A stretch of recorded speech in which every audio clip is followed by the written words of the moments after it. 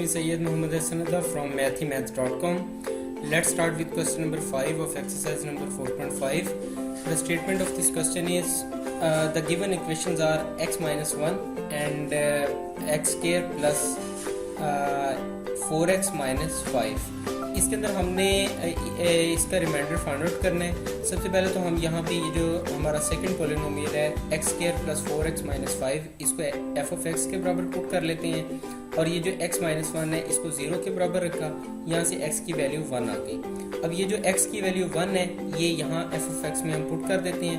तो ये हमारे पास F of 1 is equal to 1 का स्क्वायर प्लस 4 इंटू 1 माइनस 5, ये 1 plus 4 minus 5 is equal to 0। So इसका रिमाइंडर 0 आ गया और रिमाइंडर यहाँ पे 0 आने का ये मतलब है कि फर्स्ट जो पॉलिनोमियल है is a factor of second polynomial, यानी अगर रिमाइंडर 0 आ जाए तो ये फर्स्ट सेकंड का एक फैक्टर होगी।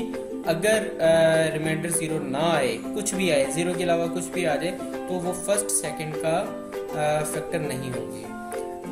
इसी तरह से क्वेश्चन नंबर 5 कंप्लीट हो गया है। अगर आपको इसमें कोई कन्फ्यूजन है तो आप हमसे कांटेक्ट करें। हमारा यूट्यूब चैनल अवेलेबल है, आप उसे सब्सक्राइब करें ताकि हमारी लेटेस्ट वीडियोज़ और अपडेट्स आपको मिलती रहें। Thanks for watching mathhimath.com।